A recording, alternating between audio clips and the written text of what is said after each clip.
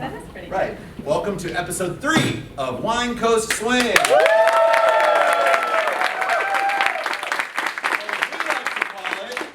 Other WCS. That's right. So, I'm Royston. I'm Brandi Guild. And we are here at Atlanta Swing Classic. In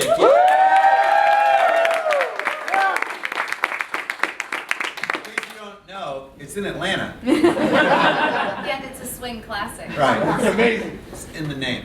I say that somebody said to me one time, when is Easter? When is Easter swing? I was like, Thanksgiving.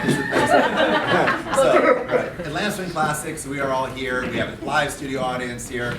This is, like I said, episode 3 of WineCoastSwing. And before we get started, I want to point out, for the wine stuff, that we have glasses. We have wine glasses. Like we're an official brand. We are an official brand. You can't see it on the camera, but it says WineCoastSwing. Etched in the glass. Etched in the glass, which I love. We should sell these. We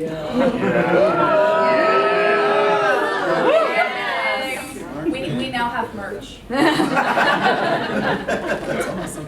So I want to thank, I'm wearing CDA, this is Canfield Dance Arts, Paul and Marta Canfield. I did a workshop for them 2 weeks ago in upstate New York in the Finger Lakes area of New York, which is beautiful, and it's a wine area. So this was perfect. They were like, come up, do a weekend workshop and intensive, and on Sunday we'll take you wine tasting. I was like, this is perfect. So we did that, and when I showed up to my hotel room, they had these glasses out. They get this. I have these two, and then they made another 2 wine glasses for me that say on the front it says "It's funny," and on the back it says. So they give you those wine glasses as well. But That's awesome. I know, right? But these 2 were here, and they said one of these is for Brandi. They had a very specific note. They said one of these is for Brandi, That's and I was very like, well, sweet. I was going Thanks to keep so much, them you guys. both to me. Anyways, so well, I just wanted to say that I think it's very, very cool. And Paul and Marta, because I know you're going to watch this, and Canfield Dance Arts, they have a really, really great community. If you're ever in the upstate New York area, check it out. I will, of course, have their website and all that kind of stuff linked in on this. Awesome. Right, cool. Thanks, guys. Now, that's the first thing. Second thing, So this bottle of wine was brought by Bobak Shakiri of Rose City Swing fame. give it up for Rose City. That event, you should definitely put it on your calendar. But I'm when I going went to. there, it's gonna be. We're doing our intensive there at Rose We are. City. But when I went there last year, I went a day early, and a good friend of mine, Daleen Pete, took me wine tasting. And we went to this particular winery, and I found this amazing Pinot Noir that I fell in love with. And they. I don't know, I just know if I pour it enough, you can see the wine go swing. Oh yeah, that's your Don't judge me. Did you notice that they were all noticing that I was pouring more in your glass than my glass? Your glass. You heard what I meant. So anyway, this is Vista Hills Winery. This is their Sky Raider Reserve Pinot Noir, and Daleen and Bobak brought that for me for my birthday, which I thought was very, very sweet. So thank you. Episode 3. I'm so excited about this. Okay. That's really good. Isn't that good? That's really good. That's Oregon awesome. Pinots are a little sassy. I want to point out that in the first 2 episodes, I drank more wine than you did. Oh. But at Bavarian Open, I drank more wine than anybody did. Okay, that's true. That serves no purpose. I wasn't there, and it wasn't on record. Very true. Ask Ben Moore. No, it is on record. I was chugging wine. You It's chugged a wine long, more long than story. anybody. I'm not proud. Maybe a little. Also, and we'll finish off because we said we're here at Atlanta Swing Classic. I mean, PJ and Alan gave us the space to be able to do this, and it was kind of last minute. We knew we wanted to do it, but in our busy lives, I forgot to reach out and ask them. So like the day before, I said, hey, do you guys mind if we do this? And Alan and PJ both were like, absolutely, we will make the space for you. And I just think that's awesome. But the truth of the matter is, Alan and PJ make the space for dancers Yeah, in they really so do. many ways. Yeah.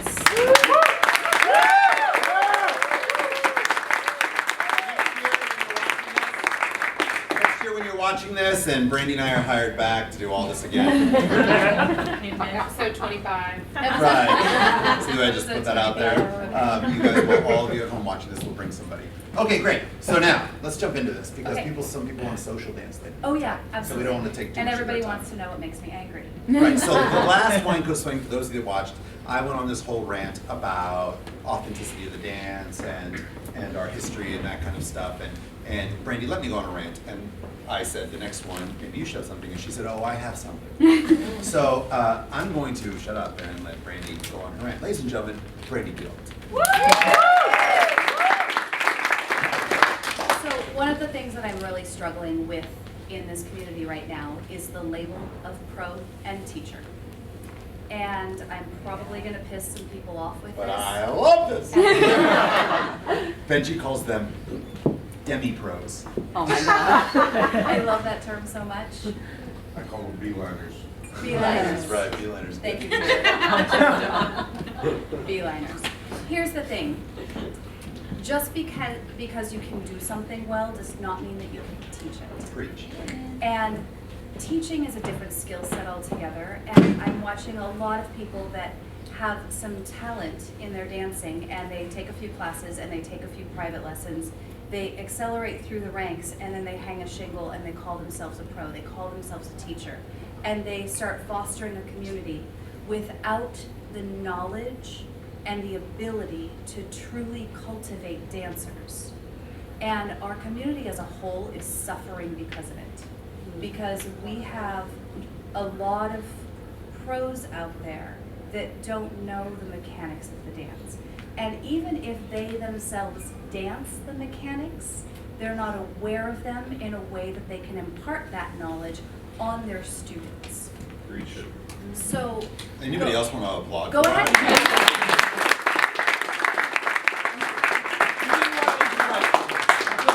Revival. I'm like, preach! Feeding my soul. Now, I'm going to go ahead and say that there are a lot of small budding communities Right. where they don't have an established pro and somebody wants to start to build a community, and I support that. But if you are going to do that, you have to continue to pursue your education. There is something that's happening in our community where once people reach All-Stars, they stop investing in themselves as dancers. And they no longer want to pay for education. And they feel like they should get into events for free, they should get into workshops, they should get into intensives, they should be able to acquire knowledge for free. Did you pay anything for your training? Dearly. Let me tell you Besides this. the blood, sweat, and tears? Right, Like, so let's of put course. a dollar on it. So I remember paying a gentleman named Rafael Colon, who was a Latin dancer, and he and Gabriele Young were top 5 at the United States Ballroom Dance Championships in Latin back in the late 80s and early 90s. And I remember being 20 years old, like a kid, being 20 years old, paying him $85 for a private lesson. Now, $85 in 1990 was a lot of money, right, for a private lesson. And he did this drill where I had to bring 10 $1 bills, brand new $1 bills, to do this paper drill with the dollar. And if I screwed it up, he got to keep the dollar. So it really could have been a $95 hour. So I would work overtime. I was working 2 jobs at the time, and I would work overtime to be able to pay for that lesson. And then at California Dance Center, where I worked, I would do other stuff. I would do everything. I'm not exaggerating. I would do everything, like even volunteer to wash my teacher's cars. Like I'll wash a car, I'll vacuum a car, I'll clean the bathrooms at the dance studio. I will do whatever I could do. I mean, I was a teenager. I started, 18, 19, 20 in those years, and I would do whatever I could, but I was paying it. Now, some people, scholarships, some people, I want to say, gave me discounts, gave me stuff, but the reason why they did that is because I was willing to work and to pay. I was willing to work and pay, so then they were happy to scholarship me. I never assumed anything. I never assumed that I would get it for free. I never assumed that I would, I came in second at the US Open in the Classic division. So think about that for a second. Second in the Classic division at the US Open. And I paid for every workshop. Not only that weekend, but the next 3 weekends I went to. So at second place, I didn't assume that I could get into workshops for free. So yeah, I paid for my training, either blood, sweat, and tears, through either like sweat equity and or money. That's normal, or should be, and in most communities. I finished up competing in Latin ballroom and international 10 dance. I was severely in debt because I spent so much money training, traveling, getting coaching, getting on the floor, doing what I had to do to become the dancer that I wanted to be. And I sacrificed so much in the process. Now, a lot of people say, well, I have other things going. I have a primary career, I have a family, I have this, I have that. Nobody says you have to sacrifice everything for this dance, but you can't put in a little and expect to get a lot. Right. And one of the things that I always tell my students is, I don't care what you want to get out of this dance. All I care is that what you're willing to put in is aligned with what you want to get out.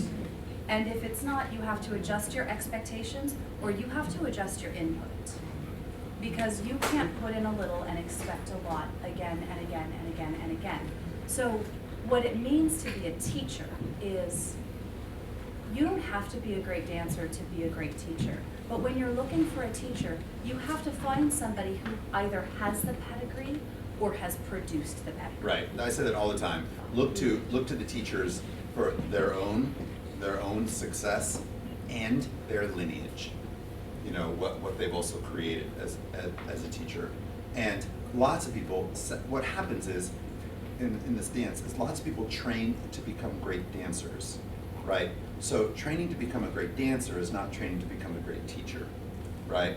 So I do this in my group classes all the time. Lots of you have done this with me, where I say, how many of you have read, and you can't see this in the camera, but raise your hands up there. How many of you have read some sort of big novel, like Moby Dick, or Shakespeare, or Nietzsche, or raise your hands up. Great. Keep your hands up for me, do me a favor. So there's lots of people with their hands up. Keep your hands up, and only drop them as the next question doesn't apply to you. So you've read big books, right? Now, of those you've read, the first time you read it, how many of you felt like you could comfortably have a conversation about the context of the book? Okay, so keep the hands up. So about half the people, little less than half the people still have their hands up. Of the people that still have their hands up, how many of you feel like you could give a public speech about the book? All right, so now there's only about 3 hands up, right? Which is less than an eighth of what was just up a second ago, right? As that happens. And now, of those hands that are up, how many of you feel like you could teach with text analysis to the university level what that author meant in the process? Right. Maybe even after the second time you read it, that you could teach a university level class. Why? Because you're not trained to be teachers. You're all champion readers. Those of you that raised your hand, you're champion readers. So you can read at a high level, and you can comprehend at a high level. You might even be able to speak what you just comprehended at a high level. That doesn't make you have the ability to teach the ability to read and comprehend at a high level to a multiple facet of people. So I had a reading disability as a kid. I didn't know it was dyslexia until my son, who has dyslexia, has a tutor, and she kind of put me through some stuff, and she was like, wow, you have a level of dyslexia as well. They probably didn't realize what was going on in the 70s when you had that. But so for 2 years, I got pulled out of class for 2 hours, every Tuesday and Thursday for an hour. For 2 years, I got pulled out for private lessons in how to read. So I can read, and I took private lessons in how to read, right? Now my son, Bobby, is highly dyslexic. Like, he had a very, very severe form of dyslexia, right? So I can read, and I took private lessons in how to read, so I can fix his dyslexia, right? I can fix. Why not? Why can't I do it? I'm a good reader. I have good comprehension skills, and I had private lessons in how to read to fix my reading. Why can't I fix his? Not a teacher. Because I'm not trained to teach that. What we have is a lot of champion readers who had private lessons in how to read for themselves, who then teach you how to read. So With no training how to teach reading comprehension. And that's a problem. Yeah, I was an elite level softball player. I went to college on a full scholarship, and I made it to the final round of trials for the '96 Olympic team. It was very, very good. She's a badass. Yeah. On so many levels. And I was a pitcher. And so I've spent countless hours being coached and in pitching lessons and in batting lessons and all of that stuff. And as an adult, I have been asked to coach so many times. And I've always said no because I'm not trained as a coach. Right. I'm not a coach. I was a player, and I was only coached as a player. I was never trained as a coach in softball. I was an excellent player. That does not mean I would ever be an excellent coach. Now, we are excellent teachers. I'm going to say that. I don't usually say that. I am an excellent teacher. You because are I a was superb teacher. Yeah. You are a master. Can I get an amen to that? Amen. Listen, how many of you have had a lesson from Brandi or been in a class? Her ability to not only diagnose something she sees, but her ability to deliver information, I think is unparalleled. Well, I think the same of you, so thank you very much. But we've both trained ourselves as teacher. We've received training, and we have analyzed our own dancing. So one of my really big influences, of course, all of my coaching really came in Latin and ballroom. One of my primary influences as a teacher in WineCoastSwing came from Michael Kim, and he's here this weekend. And he trained me in some teacher's training, and it was in ballroom that he was training me to take my ISTV exam. And one of the things and one of the gifts he gave me was he said, in the exam, never answer a question without first dancing the step. He said, I don't care if you've danced the step 1,000,000 times. Dance the step, then answer the question. And I really took that to heart, and I still do that to this day. I don't know how many underarm passes I've danced in my career, but if you ask me a question about an underarm pass, I am first going to dance it, and then I'm going to answer the question, because that really keeps me in tune with what I actually do rather than what I think I do. Right. And so many of the untrained teachers teach what they were taught Right. and not what they do. I say this all the time. And by the way, I just want to point out. Hold on, I have to catch up. All right, Robert. There, now I've caught up. So, see how that works. So, yeah, the teacher's training, like, so for me, I did teacher's training at California Dance Center, and it was 2 hours a day from 10 to noon, 5 days a week, for 2 years. I did that. So it was 2 hours a day of teacher's training. If you missed 2 days within a week, you didn't get your group classes that week, which meant you didn't get paid, right? So you showed up all the time. I was there an hour early in front of the mirror every day doing the drills. So now that was teacher's training, 2 hours a day, 5 days a week for 2 years. Not on how to dance and be a champion dancer for me, but how to teach. Does that make sense? Yep. That's a big deal. Now, I'm also a member of the IADMS since 2005, which is the International Association of Dance Medicine and Science. And it's an organization of dance professionals, osteopaths, chiropractors, physical therapists, kinesiologists, applied kinesiologists, ideokinesiologists. And the whole premise is education of dance teachers, educating teachers how to teach for the longevity of the dancer for injury prevention. I've been a member since 2005, and so it's all part of training. It's training people how to do that, and that doesn't exist much in our dance sports anymore. Like, people don't take the time to learn how to teach. And we don't have any sort of continuing education Right. program. Now there are some programs out there for sure. That Michael Kim has a dance teachers training program. Miles and Tessa have a dance teachers training program. I just spent some time with Miles and Tessa getting to understand that a little bit more. I understand Michael Kim's program. Skippy Blair has a program. There are some programs out there, right? But it's not really it's not sought after because lots of people are like, well, I'm winning Jack and Jill's and I'm winning Strictly Swings and I'm winning classic divisions and I'm winning showcase divisions, so I don't need to go do that. I don't need to go take that teacher's training, right? So then they don't go do it. They don't go take the time and effort because they don't have to, because they're getting paid to teach and they're getting hired at events based on their competitive pedigree, which is different than their teaching pedigree. And I do think it's a problem in our dance sport. I think that people like really amazing competitive dancers haven't taken the time to learn how to teach. I was recently at an event where they had a very big pro-am division, and it was a pro-am strictly division, not a pro-am Jack and Jill. So it was people dancing with their teachers, and I was judging it, and I found myself very taken aback at how poorly the teachers were presenting their students. And I will tell you, I watched this man tonight put on a masterclass, absolute masterclass in the Pro-Am challenge in the final. He had a woman, his amateur, it was not his student. This was a woman that drew him in a Jack and Jill right then. He had never danced with her, nor had she danced with him. Okay, I was gonna say, real fast, then I'll let you continue. She sits down, she goes, oh my God, I've never danced with you before. I said, I know, and I've never danced with you. And she goes, oh, that's the same thing. And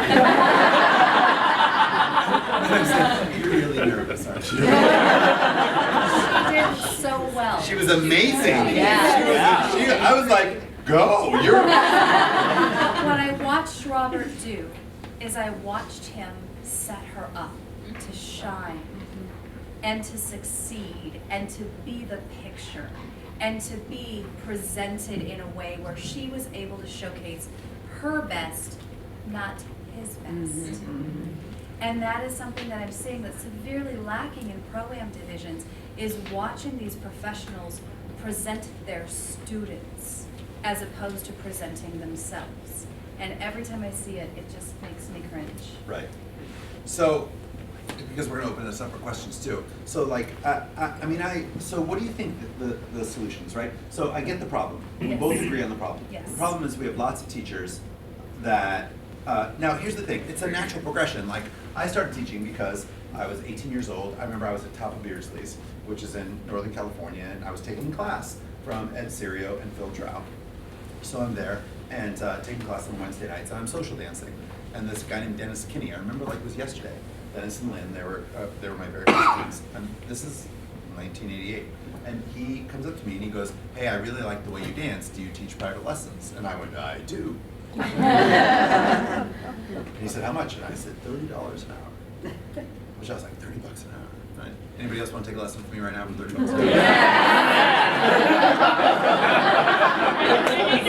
hour? Good luck. I'm charging you. Right. So, and I lived in a mobile home park at the time, and they came to the community center at the mobile home park, and I gave them a lesson for $30. But like, what did I know about teaching at 18 years old? Nothing, right? Like, I was a dancer. Now, I had taught martial arts. I started teaching martial arts at 16, so I had taught something before, right? And at 18, I graduated high school and I started to coach track. So I coached shot put, discus, and I was a middle linebacker coach. So I had done some of that, but not for any really training, other than just like, you know. So so like here I am teaching, and I'm just like, oh, I don't know what I'm doing. And then at 19, I entered the teacher's training program at California Dance Center. But like the thing that for me, I mean, I just started teaching because I was a good dancer, and somebody asked me to teach, and that's how it happens. And that is the natural progression, and that's great. Great. Right, So that- now what? So now, but what needs to happen is once you start to do that, you should start to get training. You know, one of the things that I love, you know what I love? I love Jerome Soubet. Yeah.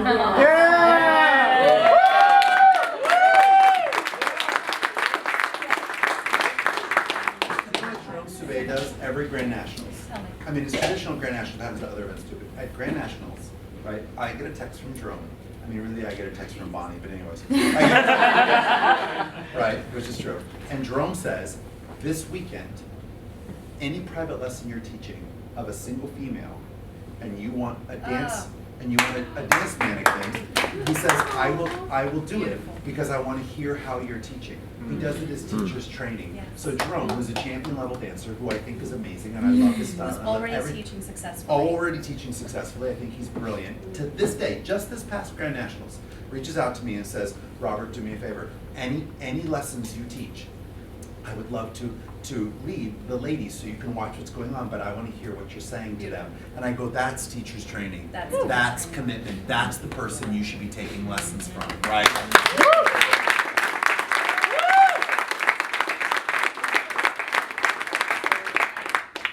So we know what the problem is. We both speak about the problem. Yes.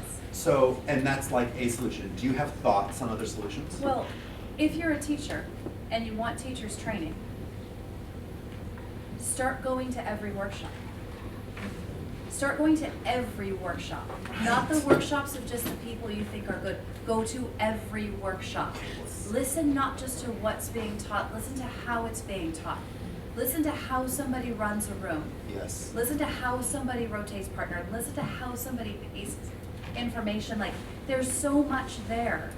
Kyle and Sarah to this day say to me, in 1998, they were already U.S. Open Swing champions, and I had knee surgery, and they assisted me.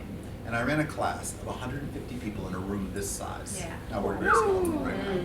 And I ran 150 people literally in a room, and Sarah to this day says, I learned how to run a big class in a small room based on that class. Now they taught with me during my knee surgery recovery, they taught 7 group classes with me at no charge, and they said because it's teachers training for us. Because we're going to learn not how the basic is that you're teaching in your beginning class, but how you run a class. And Lorene and I used to go to everybody's class. Lorene Baldovi was amazing. We went to every class, and Lorene would assist Mario, and I would rotate in the class and listen to what Mario was doing in his novice class, or Barry Jones, or Barry Duran and Don Garish. Like, we would go take those classes, and Lorene and I would rotate in, not because we needed to learn the underarm turn, we already knew how to do that, but to listen to how those teachers ran a class. Listen, I'm going to tell you one thing right now. Here's a hint. If you tell me you want to learn from me, and you tell me I desperately want private lesson time, can you fit me in, and you don't show up to my workshop, I will not make time for you. I love this. I want to tell you right now. This is great. So I have lots of favorite people, but Jacqueline Joyner and Jen Ferreira are 2 of my favorite people. So Jacqueline and Jen, right? So somebody reached out to, I don't remember Jacqueline or Jen. Jacqueline, right? Jacqueline's like, just so you know, it was me, right? And somebody reached out to Jacqueline and said, hey, I know you're part of like the Royston camp, and I'd like to get in, blah blah blah. How do I get in? I've been trying. I'm dying to get lessons with Robert, and how do I do that? Blah blah. And you know what she said? And I love this because she took a snapshot and sent it to me. She said, take his group classes, show him you want to train with him. You know, show me, if you come to me, and I did this, how many of you have listened to my rant on YouTube? Anybody, I mean, on Facebook, have you heard my rant? I love it. Right, so in my rant, I go, if I want to take a private lesson from Steph Curry, who's the greatest free thrower in the history of basketball, if I want to take a private lesson from Steph Curry and how to shoot baskets, and I can't get a private lesson from him, but he's teaching a beginning basketball workshop, I'm going to take his workshop. And I'm going to go, well, I don't get a private. And then you don't show up to the workshop. You come to me and you say you want a private lesson, and I don't have time for you, and then I don't see you in one group class, I'll never have time for you. Thank you. You want my information? You get it any way you can. And that shows me you care and you think it's important. We have students that have been in every intensive. Yes. That take it again and again and again and again. I have students that have heard everything I've had to say, and they listen to it again and again and again. Today, and again. in our intensive today. Today. Tashina Beckman is one of those. Anytime I'm teaching, there she is. She's one of my favorite people that I've had the opportunity to work with, because she wants to learn and she works for it and she listens. By the way, I want to have a competition between Tashina and Jacqueline to see who knows more of our vocabulary. Because it would be brutal. It would be awesome. Love that. We need to do that. Yeah, we should do that. Exactly. Right now, you can't see it on camera, but they are looking at each other aggressively.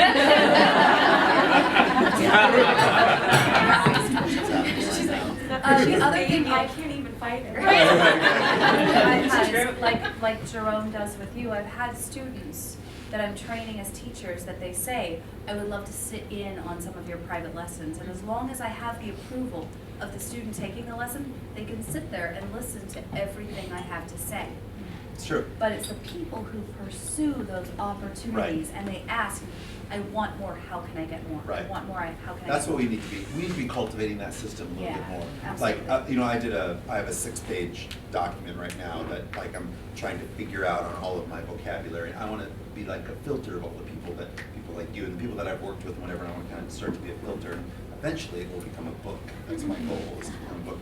And but so yeah, go because I'm already behind again. I need to catch up some more. But like I put out in like Cameo Cross.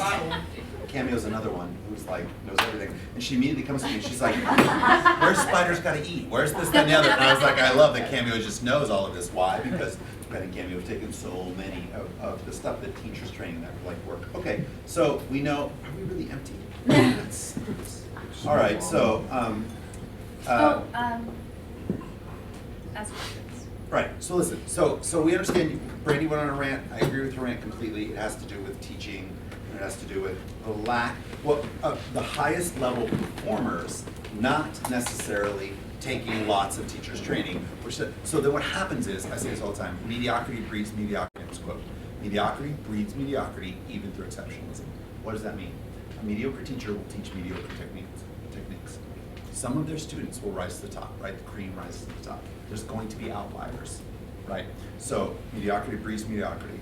Even through exceptionalism means that exceptional student, that exceptional person, math, English, art, science, whatever it is, when they start to teach, most of them will teach the mediocre techniques they were taught because they believe that's how they got to where they are.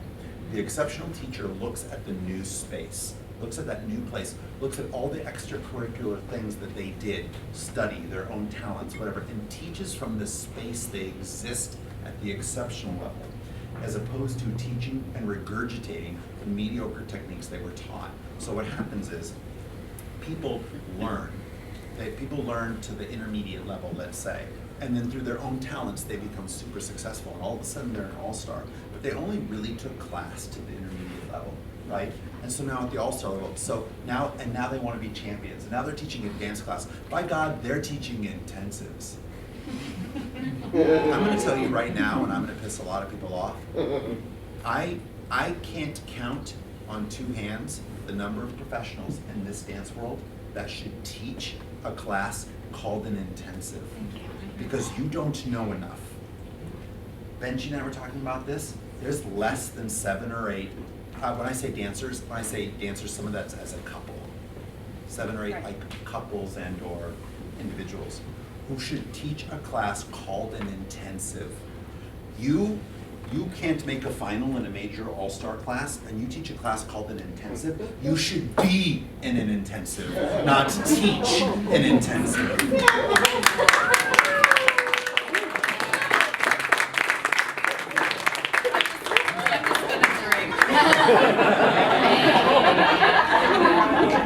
And don't you dare take our connection intensive and the next week teach a connection intensive. Because in 1 week, you don't own it. You're not a master. Right. You don't master it in 1 week because we didn't master it in 1 week. So there's a problem there, right? And we hope that the solution first comes about talking about it, right? And everything else. So we're hoping that as we piss people off, Well, people start to take teachers training. as students, hold your teachers to high standards. Yes. And by the Hold them to high way, standards. yes, you as students, you as the consumer, here's a little insight. You're our boss. Yeah. You're paying me. I say to students all the time, is it okay if we do this class? And I go, of course it is, you paid for this. You're my boss. Now you're paying me maybe to bark at you a little bit, you're paying me maybe to be mean to you a little bit, but you're paying me. You're my employer. You're employing me. So you get to say what's going on. You get to ask. You get to hold me to that standard. So start to ask questions. I don't care if somebody's won X amount of all-stars or champion, blah, blah, blah. You ask questions because you're the employer. But- you're the consumer. You're paying. How many all-star points do you need to be a good teacher? I have because that division didn't exist. All right, so listen. So let's open this up. Do you guys have any questions for us? Anything we said? Yes. So with asking questions, what questions would you encourage students to ask? So here's what I say to students all the time. I go, first, do this. That's called petting. I love what you do. First go, right, I love what you're doing. It's amazing. And you look incredible. I've heard other versions of this. Can you explain to me the difference in the other versions? Because I've heard X, Y, and Z instead of A, B, C.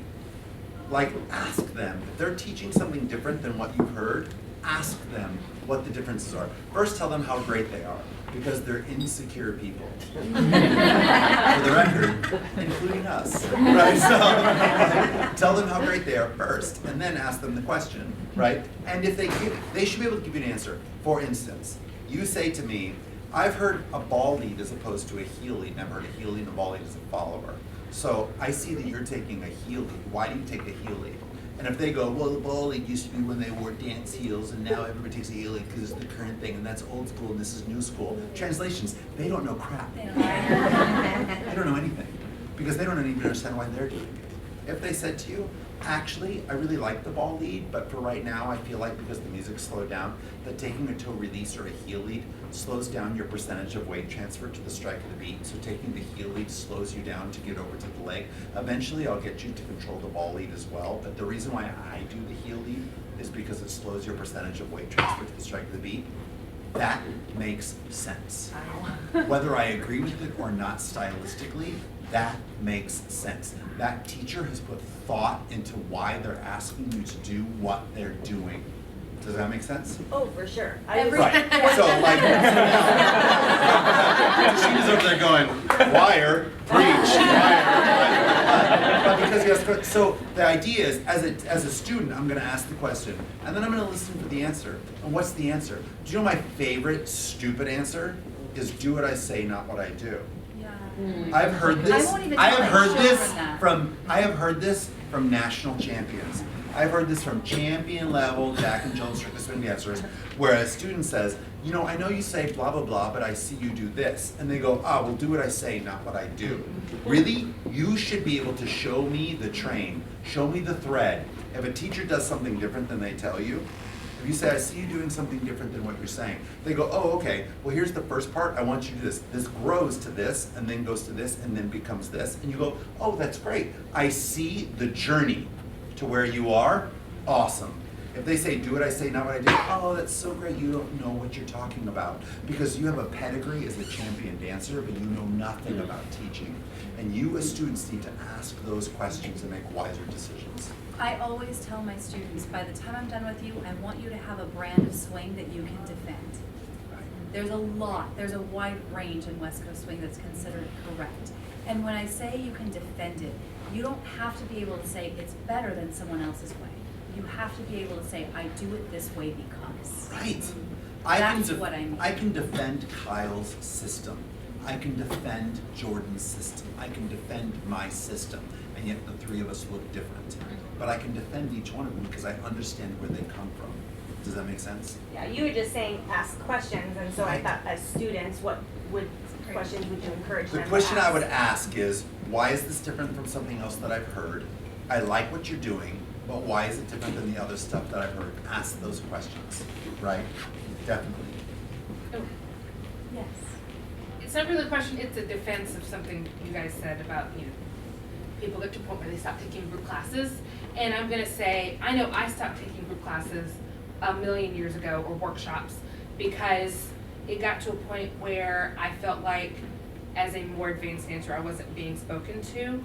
And what I appreciate about the way you guys teach and some of the other people you've mentioned as being quality instructors, you say things so that the baby dancer that just walked in the building and is just learning how to triple step is understanding. And then you're also saying something maybe about a ball versus a heel lead, or something else about a body position that a more advanced dancer is able to get, so anybody in the room gets a lesson. Yeah. And that is why I think so many people stop doing the workshops, is bad people get hired. If you only have 5 options and they're all sucky, you go to you go to a few enough bad classes and you just stop going because you're like, Well, I think on that note too, I agree, but years ago, because I've been dancing for a long time, it was a lot of patterns, or it was, you know what I mean? It just, I didn't feel like I was getting much out of it. Yeah. Nowadays, a lot of the classes, I think, are coming back around to, you're learning some technique, and of course, as a teacher, I'm also listening for a different little bit that I wasn't back then. However, I think it's changed a little bit, where now we get a little bit more out of it. Before, it was just kind of like, do this, and we're like, oh. So just in case this gets picked up or not from the microphone, the question in the comment was literally a little bit more about advanced dancers stopping taking workshops because they feel like in the workshops they're maybe not getting spoken to, where in some of the more some of the teachers that are a little bit more well trained, they have an ability to give the little nuggets of technique to the advanced dancer while giving the more broad stroke to the novice dancer. And then maybe some of it's changed, maybe it's not. One of the things that I think you should do, because I think advanced dancers and all-stars and new champions and people that want to be teachers, when they go into a workshop, I think they should go into going, okay, I'm going to take from this person. So, but in this class, my agenda is to learn what is the compensation factor I'm going to need to do to get through to everybody that I get in the rotation. Give yourself an agenda. You know what? I'm going to take from this person. There's 5 teachers at this weekend. Not this weekend in Atlanta, obviously, but like I go to a smaller event and there's 5 teachers, and all of them I think are kind of okay. None of them are like a master of this dance, but they're all kind of okay. But so I'm not going to take any group classes. Instead, wow, I just listened to WineCoastSwing with Robert and Brandi, and I'm going to take these workshops. What's my agenda? My agenda is going to be as I learn this pattern, what are the different compensation factors that I need to put into play to be able to do this pattern with all of the different partners I get in rotation?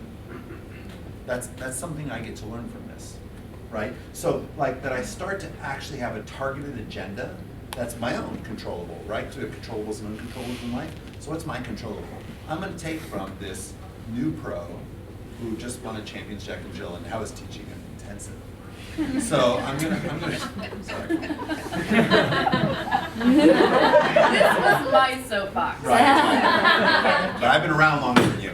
So like, so I'm gonna take this class with the thought process of how do I get this pattern to be successful as a leader or a follower through everybody I get in the rotation, and what are the compensation factors I need to do? What are the things that happen? Because I might get one of these people and a Jack and Jill, and I need to be able to do this.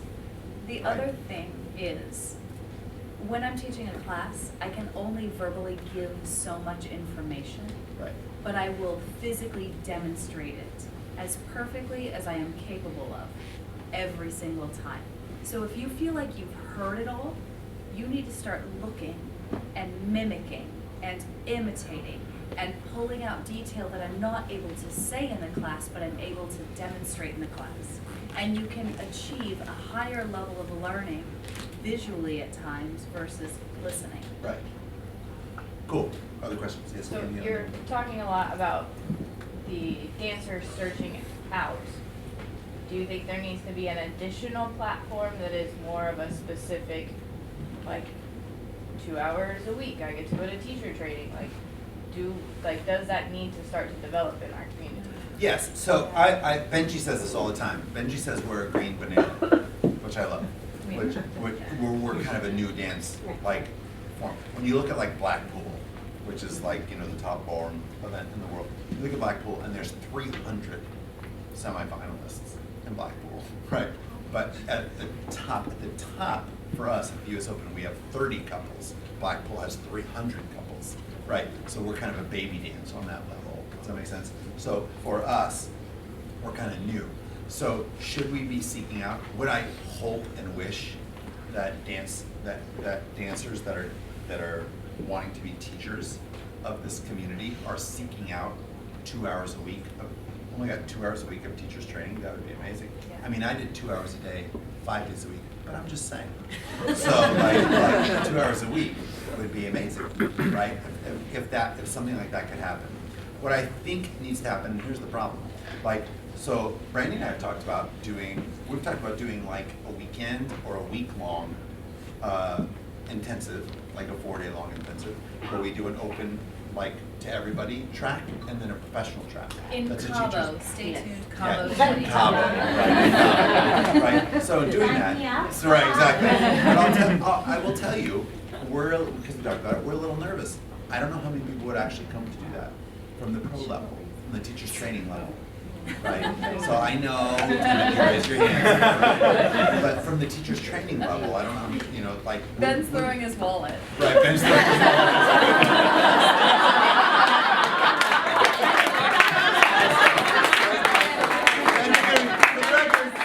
Like, dude, why are you giving up our money? So,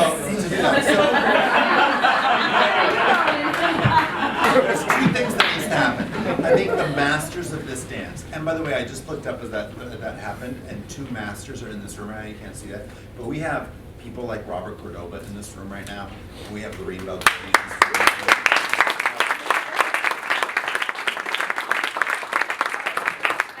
Not only true Hall of Famers, but people that went through like extensive amounts of teachers training, right? So what do I hope?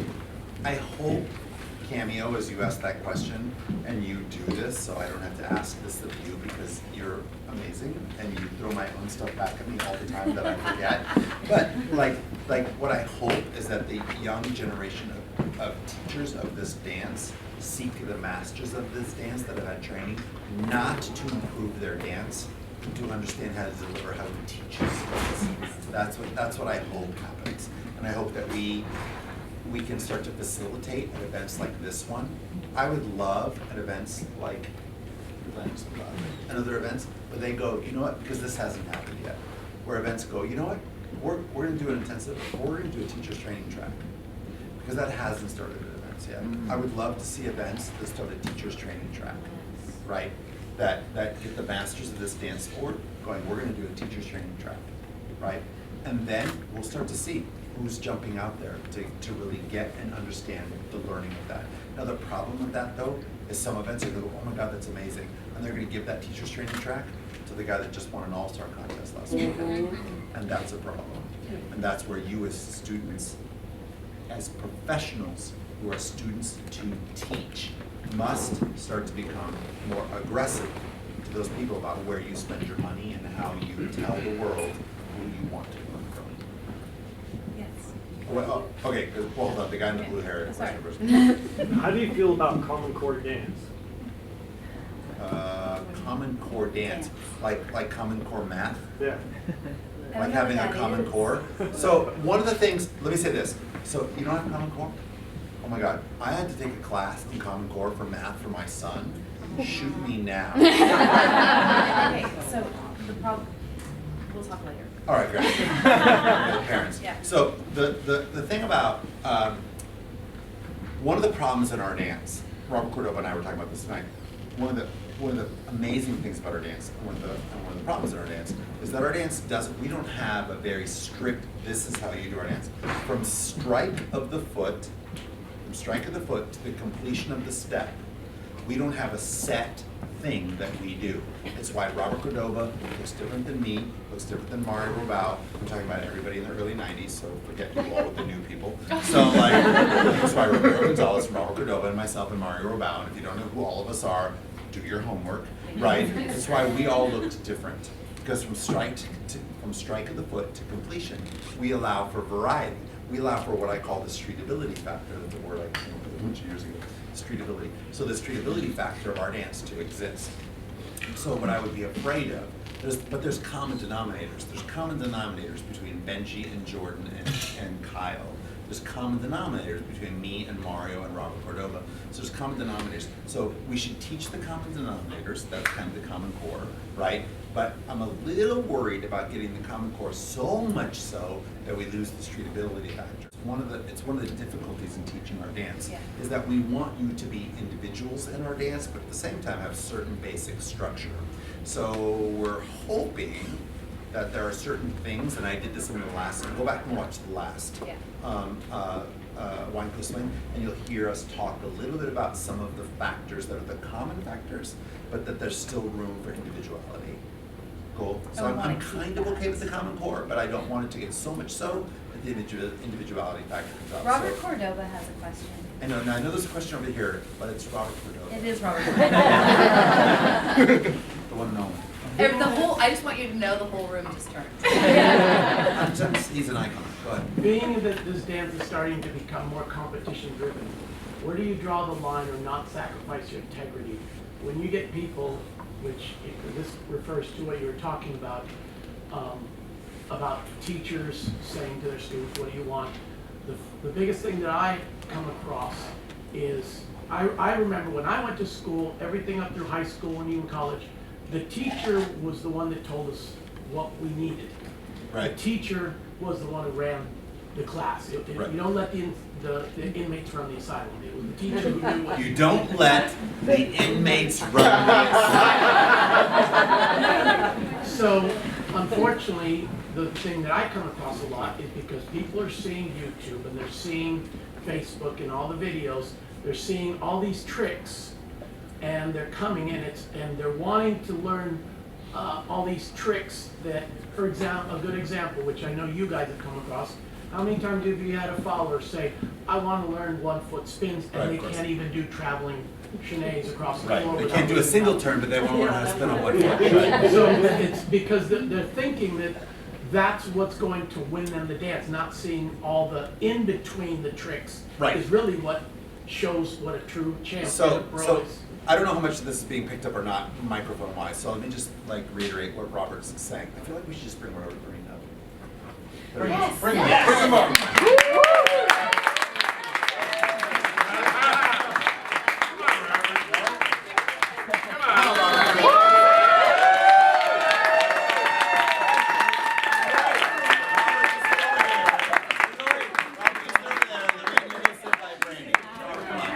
I need a refill. Robbie's over here. Just take this. No, no, no. Come here. All right, great. So, Cheers. so, oh my God, the Wait, amount hold on, of hold on, dance just years, real, the just amount of hold dance on, years just that are real up here right quick. now. She's about to murder me, but Lorraine just hugged me and she goes, "Do you have a mic on?" And I said no, and she goes, "I hate you." I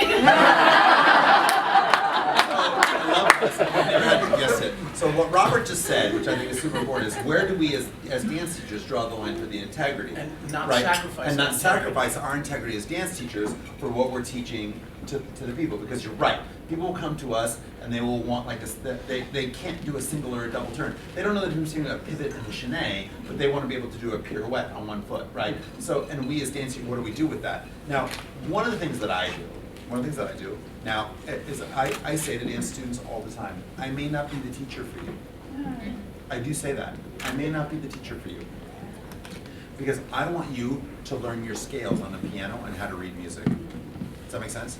But if you want me to teach you Silent Night by memory, ba, ba, ba, ba, ba, ba, ba, ba, I'm not the teacher for you on the piano. Because I'm going to teach you your scales and I'm going to teach you how to read music. And once you work through all of that, you'll be able to play any song you want. But the problem is that you want to play Silent Night, and I don't want you to play Silent Night. And if you really, really want to play Silent Night, there are teachers out there that will teach you Silent Night. They try. They will try. And I'm not that teacher. So at this stage of the game, for you as a master and an icon in this dance sport, for you with this, I think the integrity comes from. I say to students all the time. I mean, I had somebody. I was teaching an intensive in Nashville, and they got mad. Now I had in the intensive, everybody standing up and moving right away. But what were they doing? They were doing like tondus, very small, minimal movement. And he goes, "We've been standing for an hour and a half and we barely moved at all." And you know what I said? Give him his money back. I said to the event director, give him his money back. I put on a song, I said, everybody practice what I just said. And I walked over and I said, "I'm so sorry," I said, "give him his money back." And I said, "And I'll put it out of my pocket, I don't care." And the event director said, "Okay, happy to do it." And he goes, "You're not upset about that?" I go, "No, because I'm not the teacher for you. Because I want to teach you to dance and you don't want to learn to dance." I said that.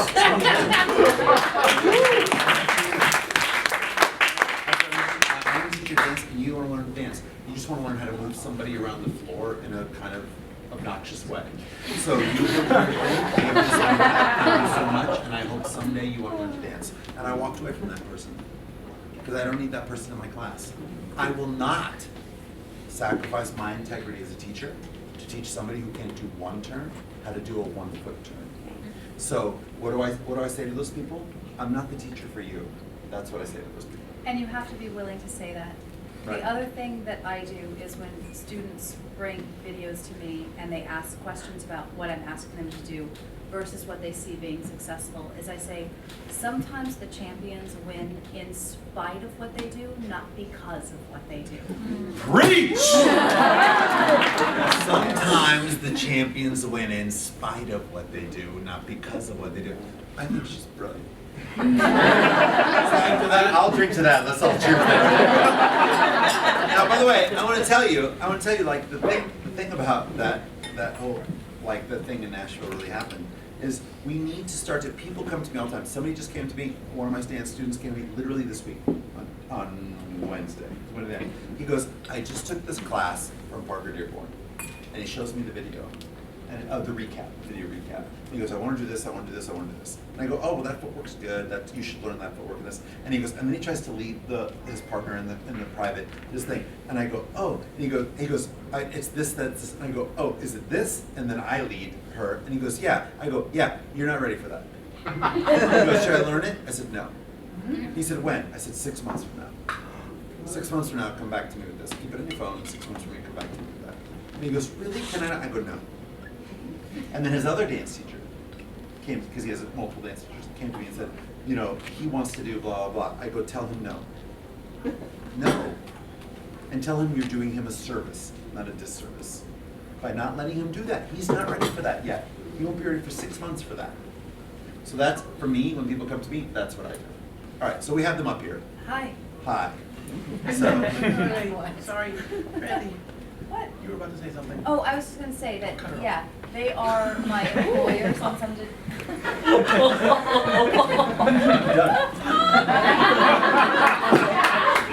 more down there. Quiet.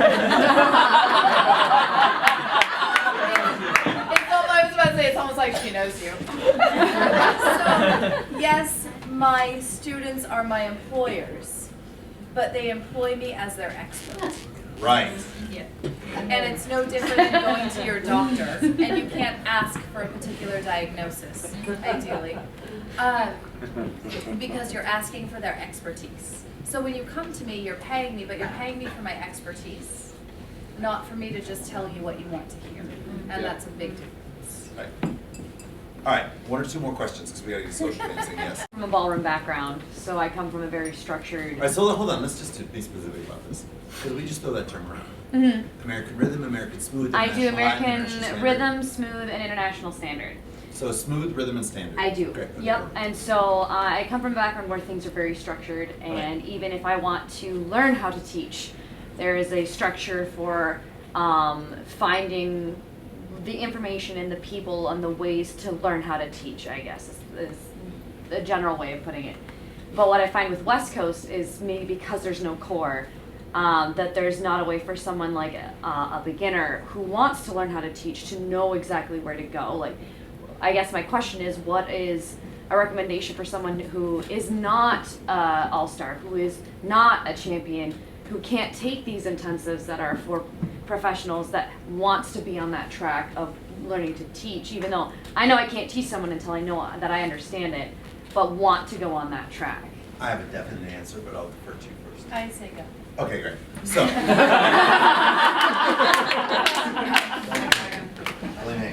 All right, so now, for me, here's the thing.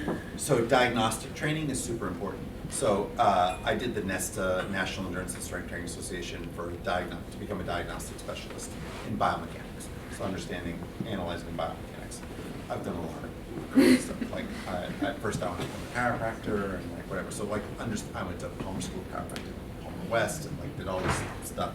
Dr. Charles Rollis, like all these people that were like really amazing people in diagnosis, right? And be able to watch people move and understand what they're doing. So, and for me, if let's say you take extensive training in biomechanics and ideokinesiology and applied kinesiology in American rhythm, American smooth, international Latin, international standard, and you can diagnose techniques. So most of the things that we teach, most of the things that she teaches, because I know what she teaches because we've known each other for like 6 months. Most of the stuff he teaches, we didn't learn from WineCoastSwing people.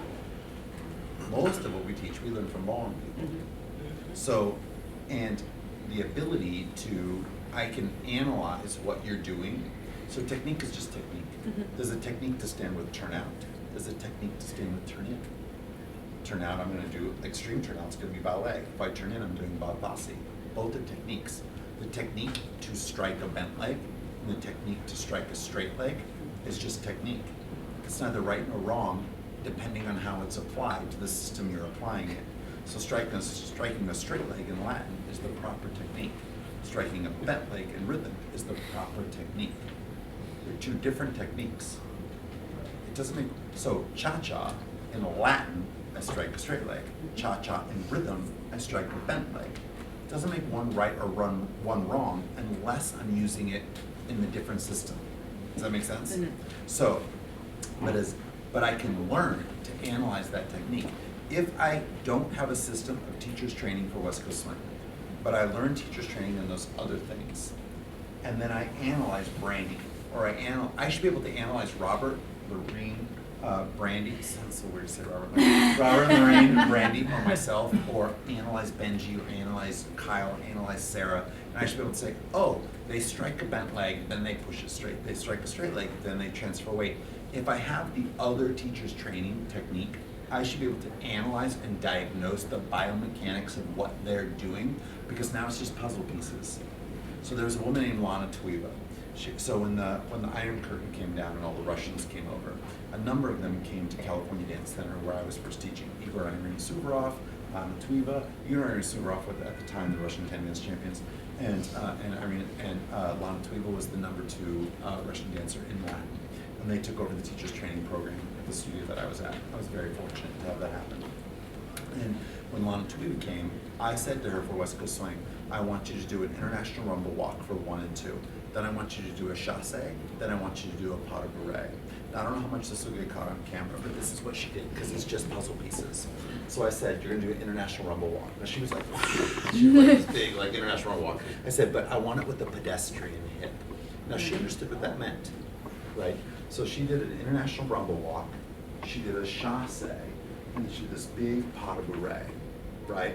Then I said, okay, do me a favor.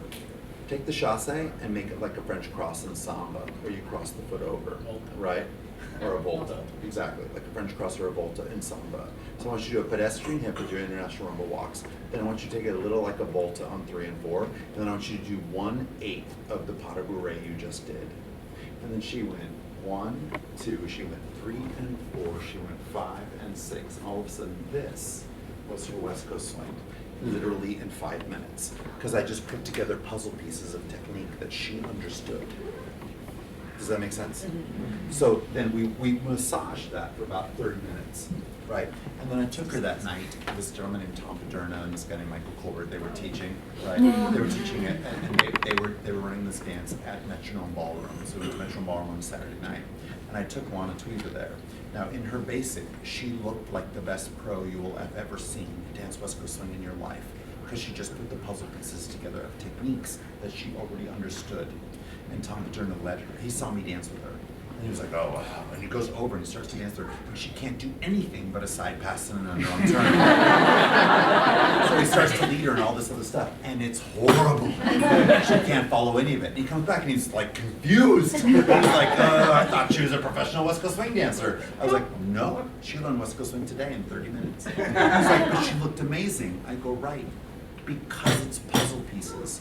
So if you don't understand, like if you want dance teachers training and you can't get it from West Coast Swing teachers, understanding the concepts of how a body moves, biomechanics of how a body moves, so that you can watch Brandi or Lorene or Robert, you can watch us. Yeah. You can watch us. What?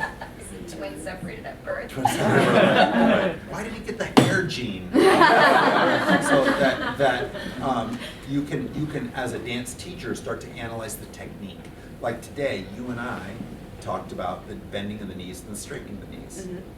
So as an American rhythm dancer, you should have been like, why am I meeting the knees at straight? Oh, because it maintains compression as opposed to maintaining stretch. Mm-hmm. So the more you understand, most of you at home don't know what I'm just talking about, but she does.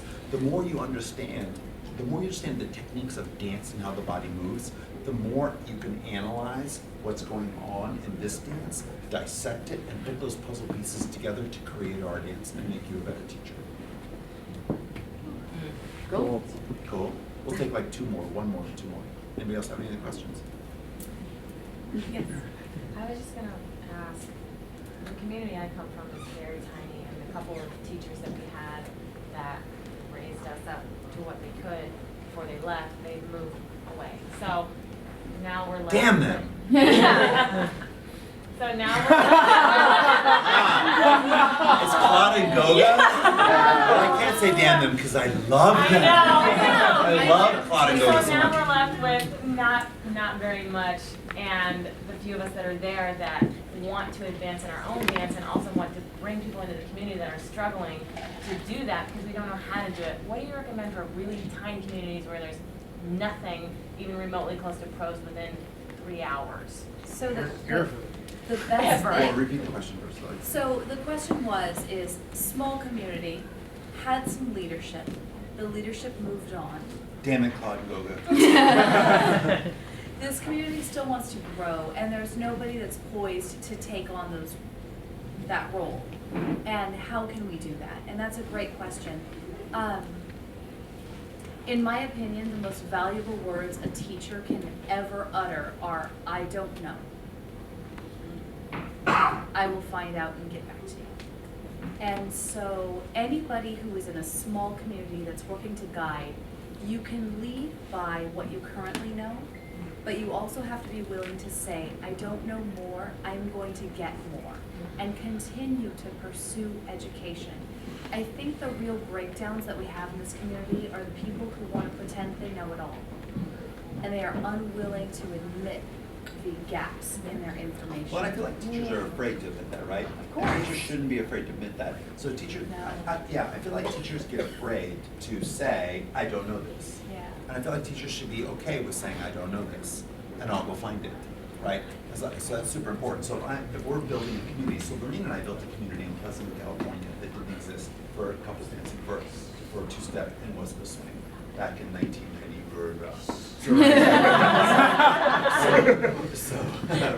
So Lorraine and I started like our journey as dancers together in late '91 and into '92, and so we had built the community, right? So, but like being able to say, "Hey, we don't know. We know what we know, and we're going to teach that to you. And what we don't know, I promise you, we're going to go find."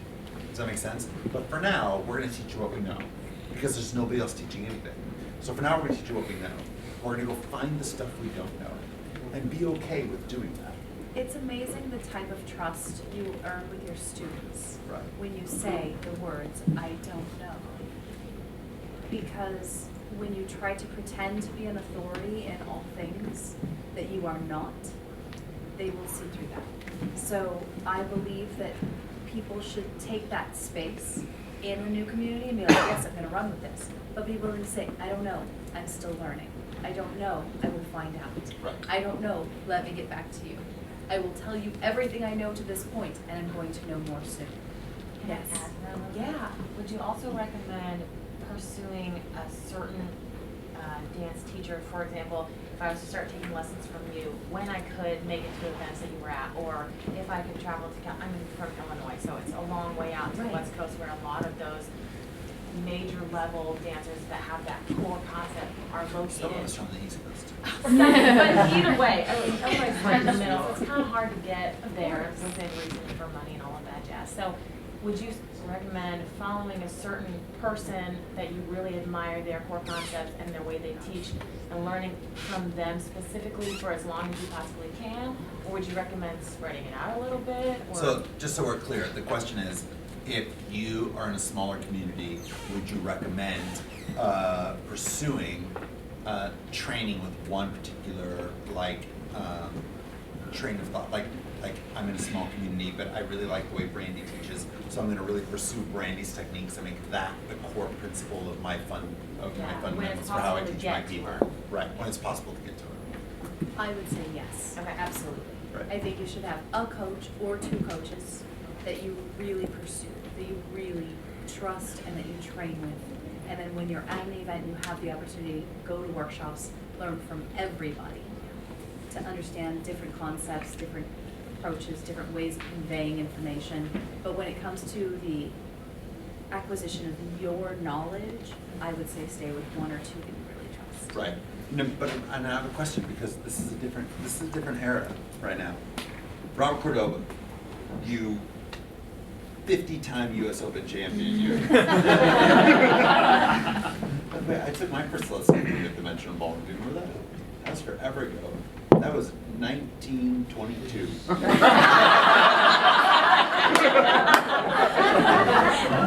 Amazing for being 30 years older than me. That's not true, of course. So I'm in a small community, and I say to you, in a small community, I'm trying to really, really teach. Would you, once every 6 months, do a Skype lesson for a group of people? What would you say?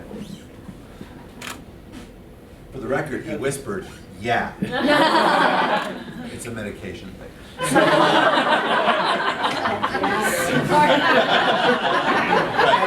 Medication, right. So, and I'm a teacher in that area. I would love to get some teachers training from you and bounce off of you. The idea is once a month on a Skype session. Would you do that? Yes, of course. Do they have Skype in 22?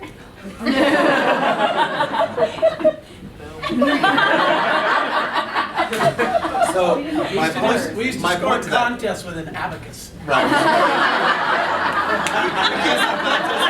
Where they beat sticks together for the beat.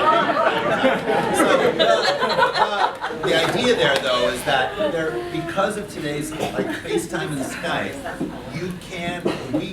the top pros are more accessible than ever. So I will tell you, Hugo and Stacy, I can say this because we talked about it. Hugo and Stacy, Hugo Miguez and Stacy K, they have been Skyping me on setting up what they're going to be doing for their teachers training program for the new studio that they're opening.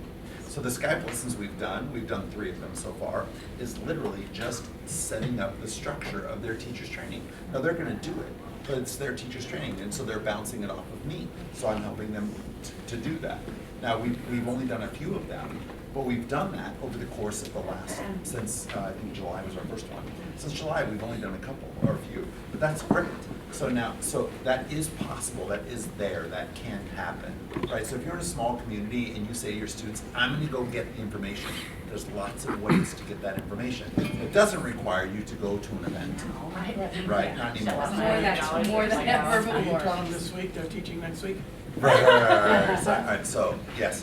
I want to kind of piggyback on what you were saying. What do you think is the best way to grow a small community? I say the best way to grow a small community, go watch episode 1 of WineCoastSwing. Yes, for sure. We talked extensively about it. I say that because, like, I don't want to take up that much time for it. There's lots of ways to grow small communities, and we talked a lot about it in Right. episode 1 of WineCoastSwing to a big, like, we spent a good 20 minutes on just Yeah, growing. and I love that episode. But if you had to give one, Oh my God. this is the best way to do it. There's no one best way to answer that question. God, I love Peter. Wow. Your voice got so deep and so New York. Like Brandi from Without Moving Her Lips. You're absolutely She right. like You're all of a sudden went from absolutely Brandi to Don Corleone. Forget about it.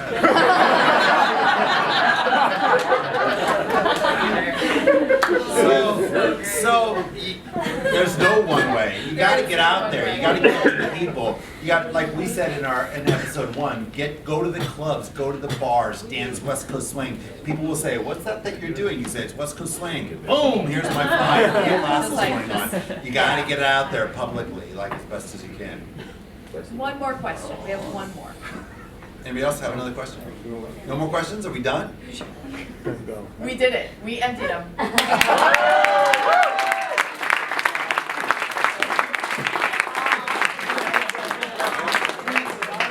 We emptied them. This is the first time we have ever emptied a bottle, and you kept up with me. I mean. So, by the way, she has this here. Oh, This gosh. is Brandi Guild Facts. I want to read a couple. It's my favorite gift I've ever been given. Brandi Guild once won a championship, Jack and Jill, at an event she wasn't even attending. Brandi Guild's connection is so good that you can feel it even when she's not dancing.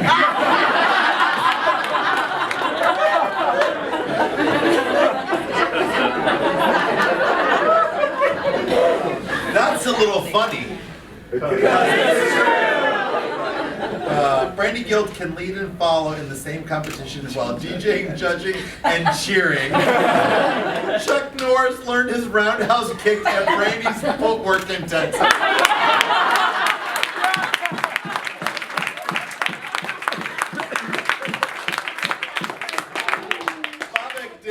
Bobak did this like Brandi Guild's Volume 1, Brandi Guild Facts. For the record, I want this to put in my magazine rack at the in my bathroom.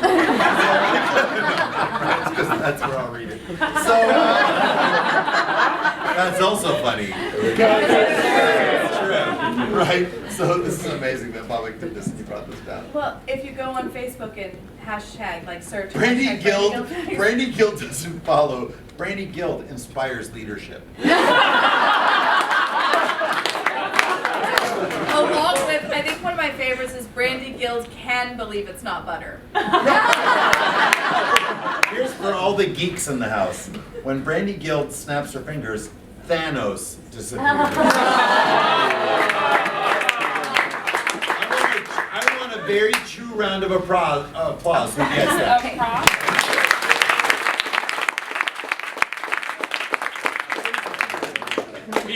Dorks in the house. Including me. Hashtag dorks in the house. Alright, listen. We had a really great time. We've taken more time than we're supposed to. We're going to edit some of this, so lots of this will end up and lots of it won't for those of you who are here in the house. So we're doing another one of these at for Boogie of the Bay next week. I don't know how and when we're going to do that. No, we're gonna buy wine. Oh, we're probably going to do it in Napa drinking wine next Hey, we have one such fun we wine. might do it, we're going to either do it at Chateau Montelena or at Davis Family Vineyards. One of the two. So we're going to 2 vineyards next week, one in Sonoma and one in Napa. So we're doing it at a real winery next week. I want to thank Canfield Dance Arts for the glasses. I think this is awesome. I want to thank Babek and Rose City. We're definitely filming one of these at Rose City, so please come to it. We're filming. You don't own me no more. He's still flinches. Right. So we want to thank Babek so much in Rose City for the wine. I think that's really amazing. And we can't thank Atlanta Swim Classic enough for letting us have this venue. Thank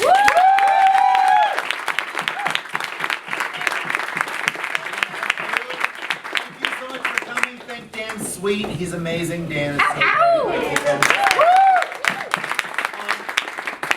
And actually, there was lots of teachers in this tonight, and we may name some of them that were sitting in the audience tonight. But we want to thank all the teachers who take the time to learn to teach. Thank you so much for taking the time and effort to learn about the techniques that it takes to structure this dance. I want to thank icons like Robert Cordova and Maureen Baldovi for joining us, who didn't know they were going to come sit and join us for this. WineCoastSwing, I said free wine, right? WineCoastSwing, we want to do this at more events. If you have an event and Brandi and I are coming to it and you want to provide the space, we want to do it. Our goal is to try to get as many of these as we can. We like doing it. We like talking to you about this.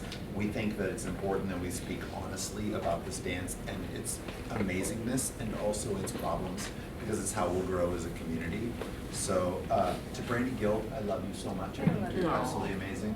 I think she's truly one of the greatest teachers that ever has existed in this business.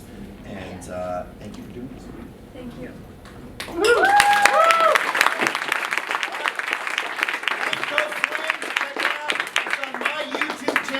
Go to Robert Royston, my YouTube channel. There's a WineCoastSwing playlist. Thank you all so much. And, We love you. We love you. See you later.